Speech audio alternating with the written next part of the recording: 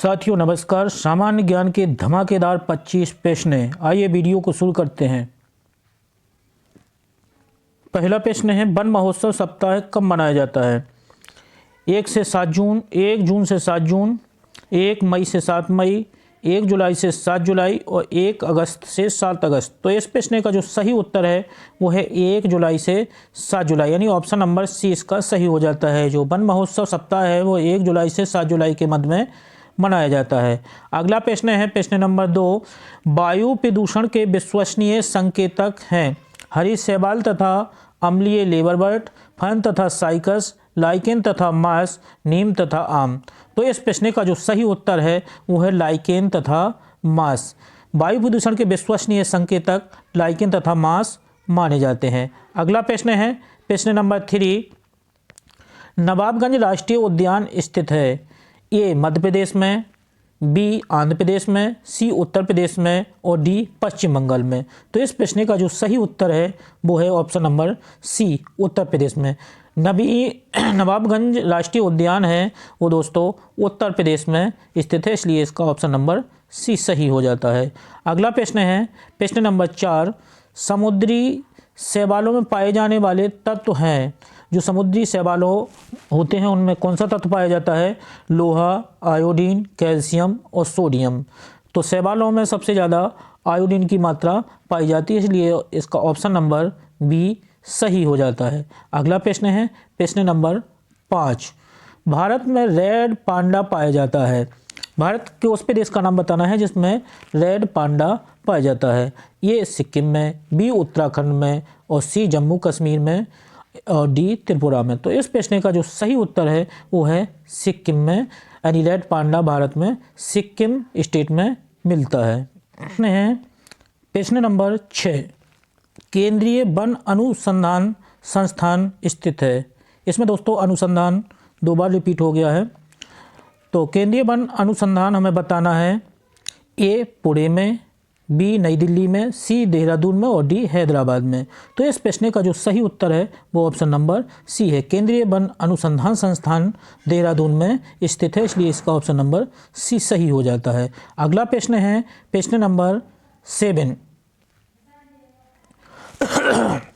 Fly ash प्रदूषण किसके द्वारा होता है? फ्लाई ऐश का मतलब होता है यानी वायुमंडल में राख की मात्रा का अधिक होना, तेल शोधन से, उर्वरक उद्योग से, थर्मल पावर प्लांट से और खनन से। तो इस प्रश्न का जो सही उत्तर है वो ऑप्शन नंबर सी सही हो जाता है कि जो फ्लाई ऐश प्रदूषण होता है थर्मल पावर प्लांट से होता है। अगला प्रश्न है प्रश्न नंबर 8, विश्व ओजोन दिवस कब मनाया जाता है?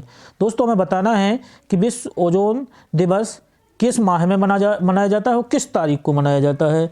ऑप्शन नंबर ए 5 दिसंबर को, ऑप्शन बी 16 सितंबर को, ऑप्शन सी 5 सितंबर को और डी 5 जनवरी को। तो इस प्रश्न का जो सही उत्तर है वो 16 सितंबर है। काफ़ी रिपीटेड प्रश्न है, लगभग सभी एग्जाम में इसको देखा जा सकता है, यानी इसलिए इसका ऑप्शन नंबर बी सही हो जाता है। विश्व ओजोन दिवस 16 सितंबर को मनाया जाता है। अगला प्रश्न है प्रश्न नंबर 9, देश का पहला बायोडीजल संयंत्र कहाँ लगाया गया था?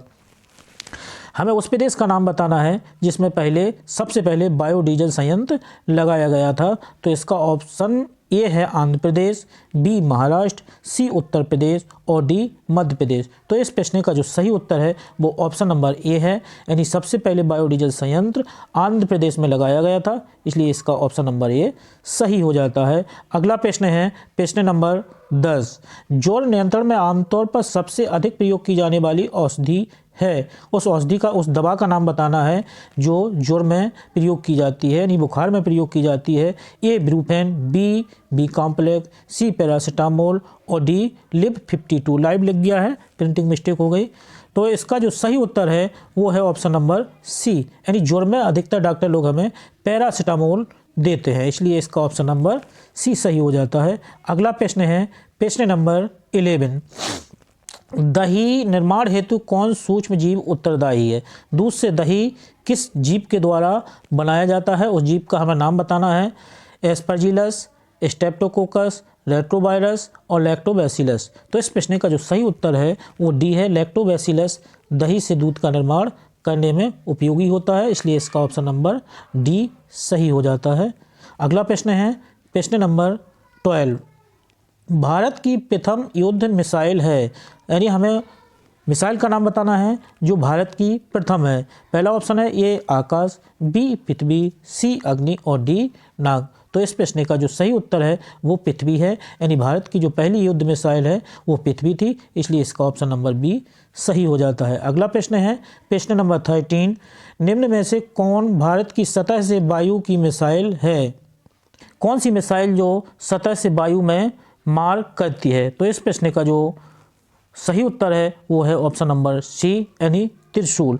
त्रिशूल सतह से वायु में मार करने वाली मिसाइल है। अगला प्रश्न है प्रश्न नंबर 14।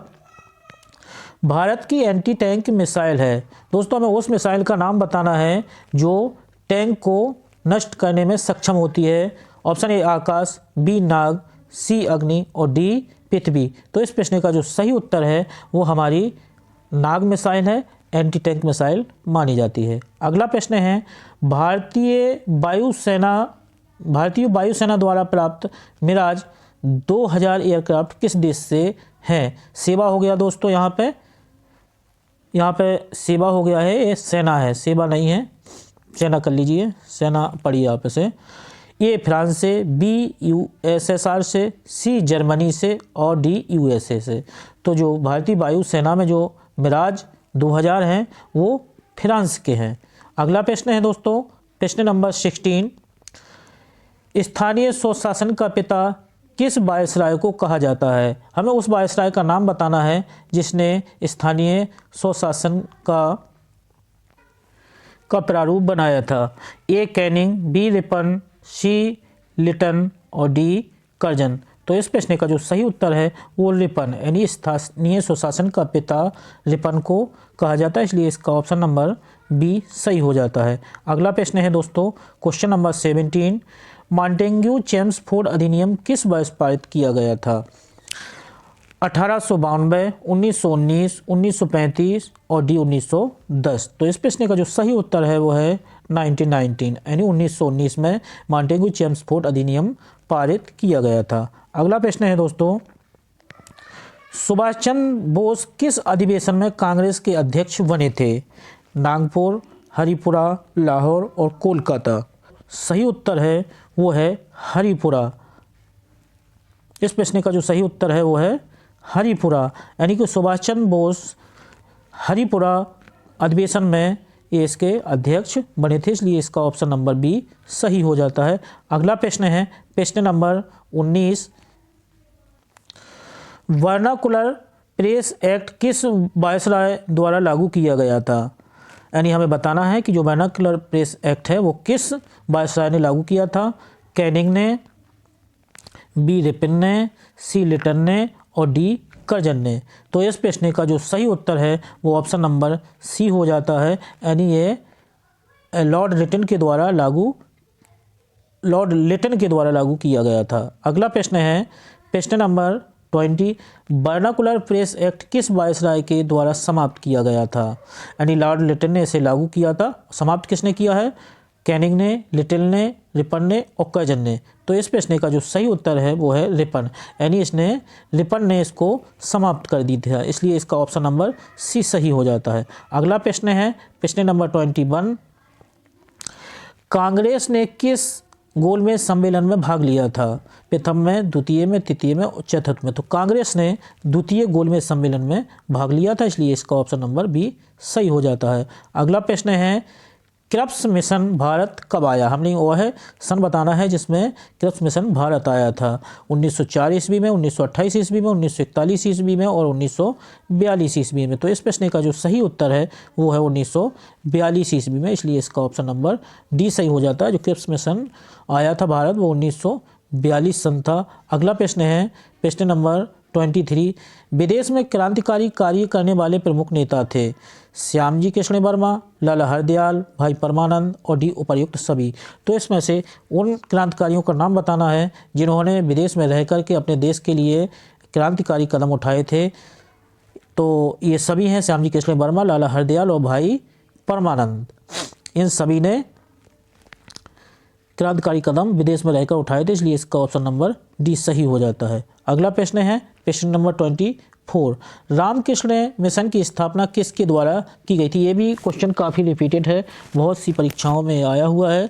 ए राजा राम मोहन राय, बी स्वामी विवेकानंद, सी स्वामी दयानंद और डी श्रीमती एनी बेसेंट। तो इस प्रश्न का जो सही उत्तर है वो है स्वामी विवेकानंद। यानी विवेकानंद ने इस संस्था की स्थापना की थी, इसलिए इसका ऑप्शन नंबर सी सही हो जाता है। अगला प्रश्न है प्रश्न नंबर है 25 और इस वीडियो का लास्ट प्रश्न है, भारतीय स्वतंत्रता की प्राप्ति में सहायक तत्व था।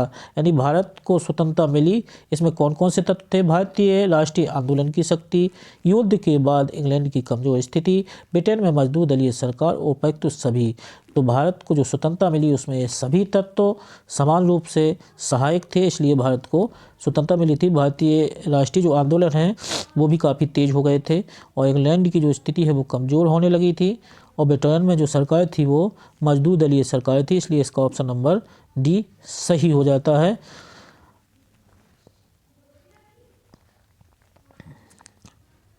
वीडियो को देखने के लिए आपका बहुत बहुत धन्यवाद। वीडियो को शेयर भी कर दीजिए जिससे कि और लोगों को इसका फ़ायदा मिल सके। धन्यवाद।